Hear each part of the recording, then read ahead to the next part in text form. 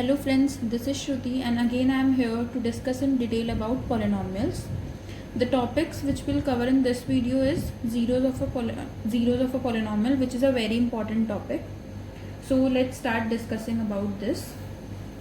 Suppose I am taking one polynomial and I am writing its name as px because we'll consider this polynomial with variable x and the name of the polynomial is p.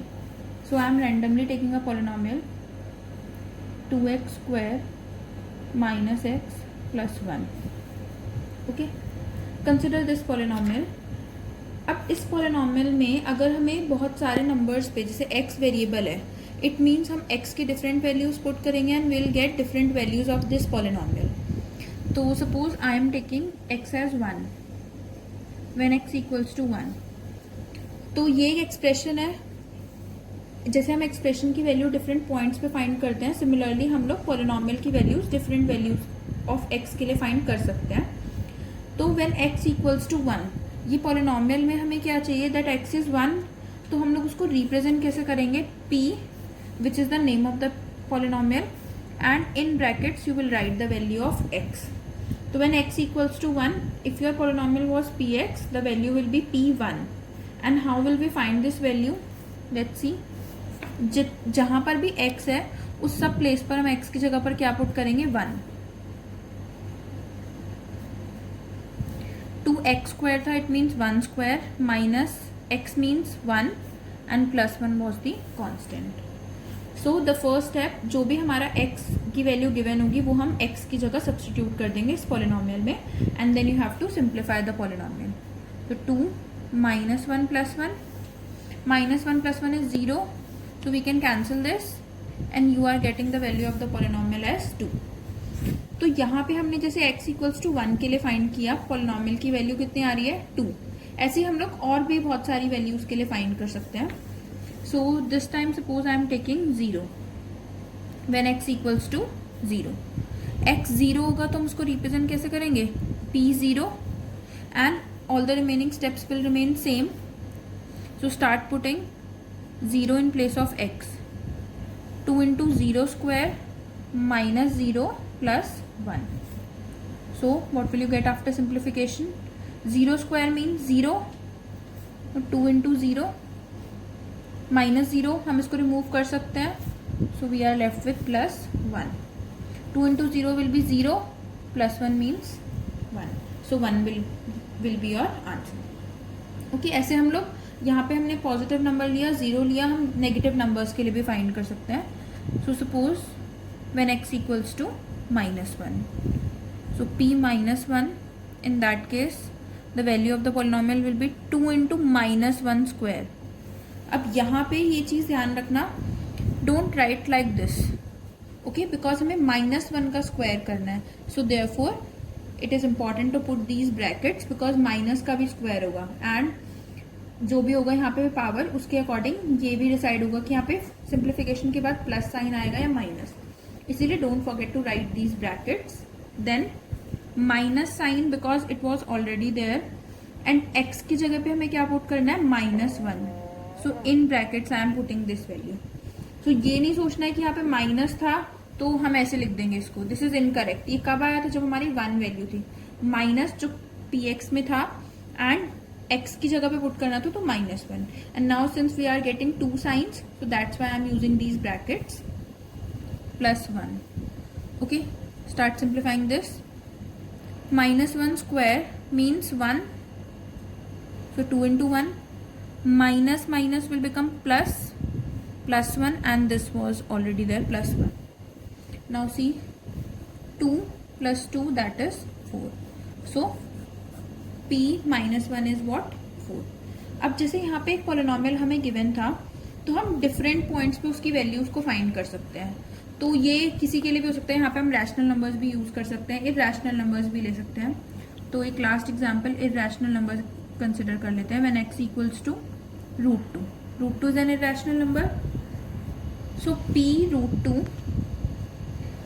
Is what, 2 into √2 square minus √2 + 1. अब जितना simplify होगा उतना try करते हैं. √2 square will be 2 It means this is what? 2 into 2 minus root 2 plus 1. 2 into 2 will be 4 minus root 2 plus 1. हम लोग root 2 और 1 को सिंप्लीफाई नहीं कर सकते, इसीलिए अभी तक हमने उसको एज इट इज ही रखा है.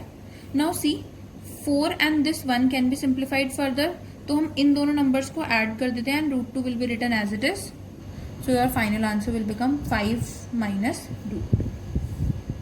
तो यहाँ पे हमने एक पॉलिनोमियल कंसिडर किया एंड कोई भी पॉलिनोमियल होगा उसकी डिग्री कुछ भी हो सकती है. इट कैन बी 3, 4, 1, कुछ भी हो सकती है.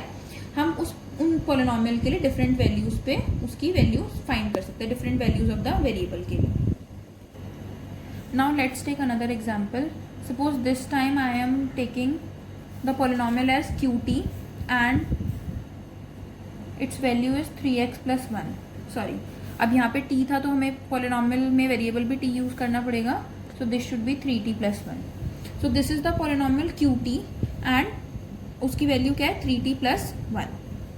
ओके, अब यहाँ पे भी अगर हम डिफरेंट वैल्यूज पे फाइंड करते हैं, suppose I am taking t as when t equals to -1/3.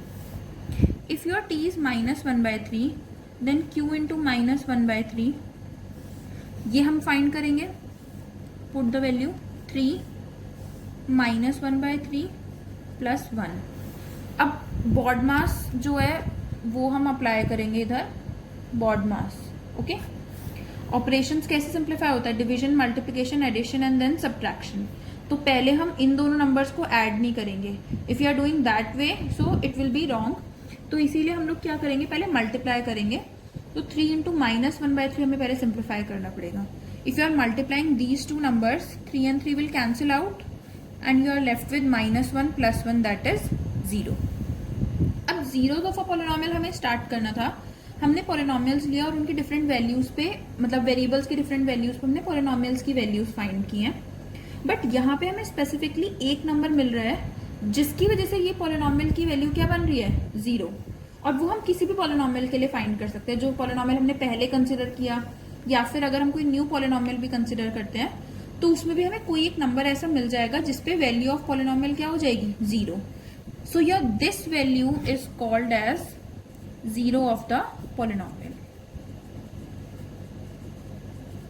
Okay, 0 और रूट दोनों वर्ड्स हम यूज कर सकते हैं. 0 of the polynomial means it is a value of the variable at which the value of the polynomial will become 0 and that same value is called as the root of the polynomial. तो हम लोग ये polynomials के zeros और roots find भी कर सकते हैं, या फिर हम लोग किसी गिवन वैल्यू के लिए चेक भी कर सकते हैं कि वो गिवन वैल्यू 0 है या फिर नहीं है. जैसे हमने यहाँ पे -1/3 के लिए अगर हमें चेक करना है तो हम क्या करेंगे? उसको पुट कर देंगे वेरिएबल को -1/3 के equal and if you are getting 0 it means the given value is the 0 of the polynomial और root of the polynomial. Okay, जैसे हमने यहाँ पे किया. अगर एक और एग्जाम्पल लेते हैं, suppose SR. S is the name of the polynomial, R is the variable and I am taking it as suppose R plus 3. यहाँ पे अब हमें सपोज चेक करना है किसी वैल्यू के लिए या फाइंड करने का ट्राई करते हैं. वी वांट वन वैल्यू जिसकी वजह से SR कितना होना चाहिए? 0. अभी अगर हम गेस करते हैं तो हम लोग कोई नंबर्स रैंडमली पिक करके चेक कर सकते हैं. सपोज मैंने R की वैल्यू को लिया 1. अगर R 1 होगा तो S1 कितना हो जाएगा? S1 will be 1 plus 3, it means 4. ये तो 0 के इक्वल नहीं है. It means your R equals to 1 can not be the 0 of the polynomial. अब ये चीज यहाँ से हमें हिंट पे मिल जाएगी. अगर R की वैल्यू पॉजिटिव लोगे ये वैल्यू इंक्रीज हो जाएगी, बट हमें तो 0 चाहिए. तो start taking negative numbers. Suppose I am taking -2, S -2. -2 plus 3 is 1, which is again not equals to 0. It means this -2 cannot be the 0 of the polynomial SR. Okay, यहाँ पे R कितना था? -2. तो ये ऑब्वियसली अगर हम इधर -3 लेते हैं, suppose I am taking R equals to -3, then your S -3 will be -3 plus 3 that is 0. -3 put करने से क्या आ गया आंसर? 0. Therefore -3 is the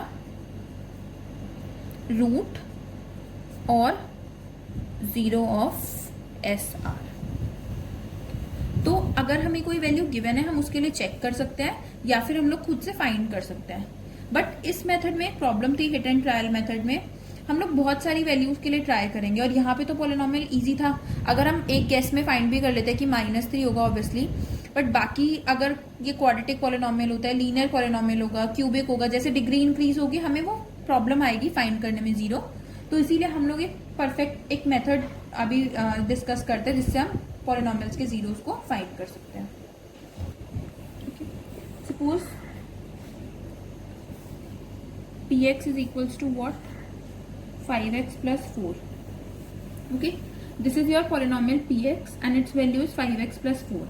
अब हमें इसके जीरो फाइंड करने हैं। हमें पता है अगर हमें जीरो फाइंड करना है it means that value of x which will make px as zero. तो हम सपोज कर लेते हैं कि px जो है वो जीरो ही है। तो अगर हम ये लेट कर लेते हैं, let px equals to zero, it means you want that 5x plus 4 is equals to zero. अगर हमें जीरो फाइंड करना था इसका तो हमें यही चाहिए कि जो ये गिवन वैल्यू है वो किसके इक्वल होनी चाहिए, जीरो के लिए। अब यहाँ पे हमें एक लीनियर इक्वेशन मिल रही है और हम इस इक्वेशन को सॉल्व कर सकते हैं, हमें x की वैल्यू मिल जाएगी।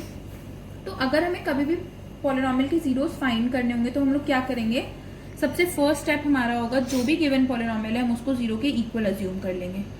इससे क्या हुआ, हमें वैल्यू वही चाहिए थी, तो अब जो वेरिएबल है हम उसके लिए इक्वेशन को सॉल्व करेंगे। So start solving the equation. 5x is equals to what? -4 if you are taking 4 to the other side. Then x is equals to what? ये 5 उधर जाके क्या हो जाएगा, divide, that is -4/5. So therefore x equals to -4/5 is the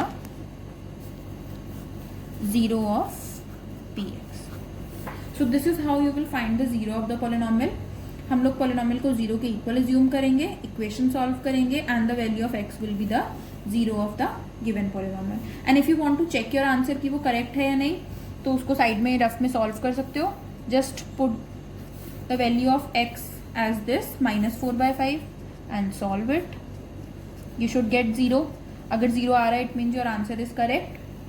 सो अब हमें पता था कि पॉलिनोमियल को किसी पे वैल्यू पे कैसे सिंप्लीफाई करना है। You are getting zero, it means your answer is correct. अब इसमें दो इम्पॉर्टेंट पॉइंट्स हैं, जैसे अभी हमारे कोर्स में basically zeros of linear polynomials ये जो हमने डिस्कस किया कि उसको कैसे फाइंड करना है। चेक तो हम लोग किसी भी पॉलिनोमियल के लिए कर सकते हैं, उसकी डिग्री कुछ भी हो सकती है, but finding zeros of linear polynomials है तो मैंने वही डिस्कस किया है। अगर रिक्वायरमेंट होगी तो हम बाकी का भी डिस्कस करेंगे। ओके, बट दो इम्पॉर्टेंट रिजल्ट हैं। तो first result is constant polynomial has no zero.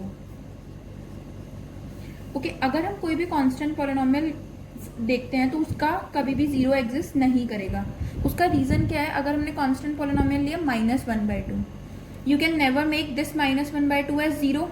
अगर ये x की पावर जीरो भी है, अगर हमने इसमें वेरिएबल भी लिखा, तभी भी x की कोई भी वैल्यू लोगे -1/2 will remain -1/2, it will never change, it will not be equals to zero. तो इसीलिए कांस्टेंट पॉलिनोमियल कोई भी होगा उसका जीरो एग्जिस्ट नहीं करता। तो constant polynomials has no zero. Now zero polynomial के लिए अगर हम डिस्कस करें, बिकॉज वो एक स्पेशल केस है और जीरो तो है ही हमेशा जीरो के इक्वल, तो every real number will be the zero of zero polynomial.